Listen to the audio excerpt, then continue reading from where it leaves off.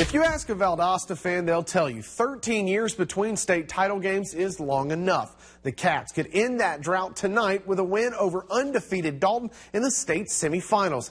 That much easier said than done, though, especially on the road. Thanks to WRCB Chattanooga for these moving pictures. Lots of Valdosta folks making the long ride up I-75. We'll pick it up in the second. Scoreless game. J.R. Ingram with the catch and run on the screen. Nice game before he's wrestled down, but Cats forced a punt, and the ball's on the turf. Valdosta jumping on it. The Wildcats are in business, taking advantage of the turnover. Josh Belton to Devoncha Maxwell, the big man, stretching for the goal line. Touchdown, Valdosta. It's 7-0 Cats. That's the score at intermission. We'll fast forward to the third quarter. Play action. Belton dropping back again, looking over the middle to Jonte Baker, the senior, staying on his feet, lunging for pay dirt, and he's got it. Cats lead 14-0. They hand Dalton their first loss of the year, and more importantly, punch their ticket to the state title game next Friday night in Atlanta. 27-6. Wildcats win. There have been some special seasons throughout South Georgia in recent memory, but maybe none more special than what Crisp County's doing this fall. After a 3-7 record each of the last 2 years, the Cougars are 13-0 this season, just one win from their first ever state title game. Crisp hosting Cedar Grove tonight in Cordele, the first state semifinal game in the Cougar Den since 1981. The folks ready for it. Let's just say it wasn't hard to make dinner reservations tonight in Cordele. Fourth down in the first, Jelani Woods to Jaden Hazelwood for the first down and more. 7-0 Saints. Now 9-0 after a safety. Quay Walker trying to get something to go right for the Cougars. Makes the stop at the line of scrimmage. The Cougar D trying to hold up. Same drive, though. Woods on the keeper. He's into the end zone. It's 16-0 Cedar Grove in the first quarter. Everything going wrong for Shelton Felton's bunch in Cordele. Very next Cougar possession, the snap is mishandled. That's another safety. 2 in 2 possessions for the Cougars. 18-0 Cedar Grove. They led by 21 after 1. 4th and 30 for the Saints. Woods evades pressure, finds Hazelwood, who's going to break the tackle and get into the end zone. Unbelievable play by that young man. 28-0 Cedar Grove, and the folks in Cordele just stunned. This late in the second half, the Saints just pouring it on now. Trey Shaw to Corey Hernandez to make it 41-0. This, not the way the Cougars wanted their season to end, but still, what a ride for the folks in Cordele. Clinch County's been just running through folks for most of 2016, many expecting the Panthers back in the Georgia Dome next week, but they still have to earn the right to play there. WTOC in Savannah coming through with the highlights for us from Homerville here. MCA back in the semis for the first time since 2000. Clinch County always proud of those 5 titles. First quarter, Major Robinson to Dustin Robinson. The concentration, the feet make the catch, but the drive would stall. Here come the Buccaneers. Robinson to J.P. Palmer, and now he's just outrunning everyone to the end zone. 55 yards past the sticks. 7-0 Bucks. Panthers driving downfield, going to go for it on 4th, but they are stuffed. MCA holds. We've still got a 7-0 Buccaneer lead. In the second quarter, Zebulon Johnson getting it going for the Panthers. Gets some space, and look at the speed. Cuts it back, breaks a couple of tackles, stays on his feet, pushed out of bounds near the goal line. Then Charles McClellan going to finish off what Zebulon started. Takes it in for the score, lunging for the end zone. The 2-point conversion made it 8-7 at half. Clinch led at the break, but didn't score again. MCA knocking off the defending champs 24-8. A stunner tonight in Homerville. Don't go anywhere, folks, because we aren't even close to done. We're headed to hurricane territory as Fitzgerald tries to earn back-to-back state title game berths. That's coming up next on the Locker Room Report. The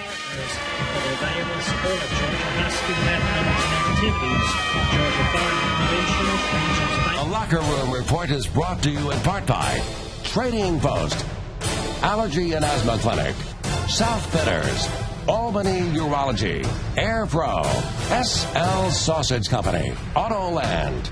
You're watching the Locker Room Report with Jake Wallace, live from WALB. As a new member of the MSA team, I specialize in interventional pain management. It's a conservative treatment for chronic pain because surgery isn't always an option. I was born in America and raised in Macon. I've had the opportunity to practice medicine in Pittsburgh, Pennsylvania, and Morgantown, West Virginia. But I've decided to move back to Albany to be around family and raise my children. At MSA, our patients depend on us for honest orthopedic evaluations and treatments. Putting you, the patient, at the center of our care. Team MSA, here for you. What you can't get anywhere else is at the Trading Post. You need a TV or brand new sofa. What you can't get anywhere else is at the Trading Post.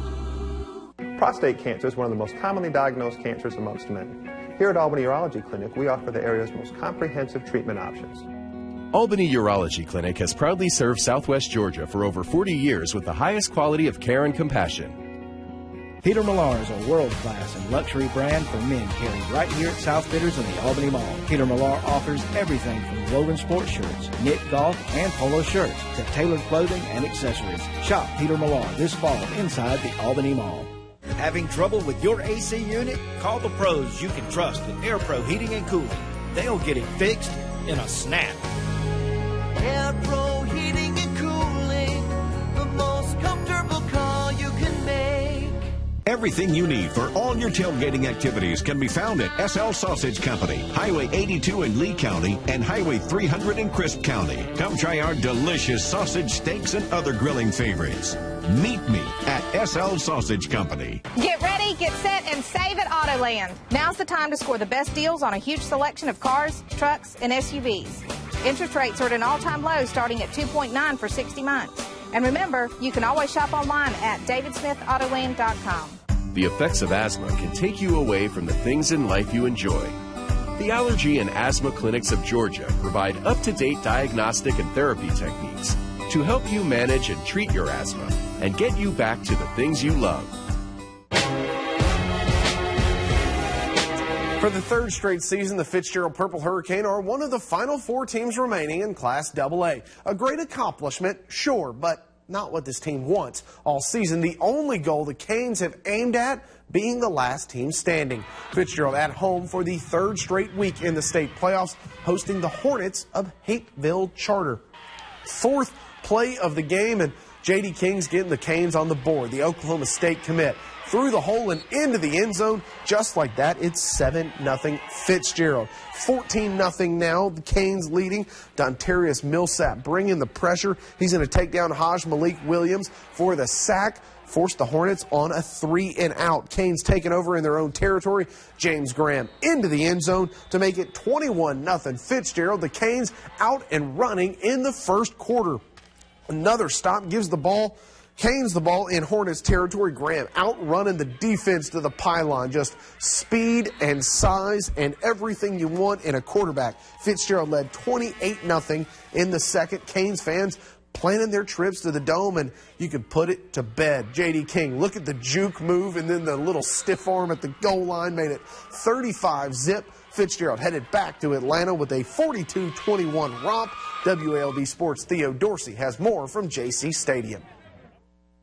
It was a long road back to the Dome for the Fitzgerald Purple Hurricane, but the last step of that journey was right here at home in a 42-21 win over Hapeville Charter. It started off with the offense, pouring it on in the first quarter, leading 21-zip. After the win, head coach James Strickland said it was about experience and it was about will, and that's what's getting them back to the Dome. We felt like, hey, we had to get on them early. They're on the road for the first time in the playoffs. We had to figure out a way to put some doubt on them. J.D. King was very passionate in our pregame in the locker room, and we came out and we played the way we needed to early. I just told them to execute, do what we got to do, and play how we know how to play as a family, because if we don't play as a family, we can't play as nobody. So everybody was like, JD, you got to score, you got to take it back down. I was like, no, we got to take us back to the Dome. And I just had to go in and get one for the team, just going to do what we had to do. The win tonight over Hapeville means that Benedictine will be the next opponent for Fitzgerald, and that'll be next weekend at the Dome in Atlanta. I heard a lot of these Canes fans will be traveling and making the trip, and there's nothing else they would like to see than another win, and that win would mean the first state championship since 1948. Here's your fishing game forecast for Saturday, 3:40 a.m., 4:40 p.m., your peak times tomorrow. Next week at the Dome, Valdosta Tucker, Fitzgerald Benedictine for the state titles.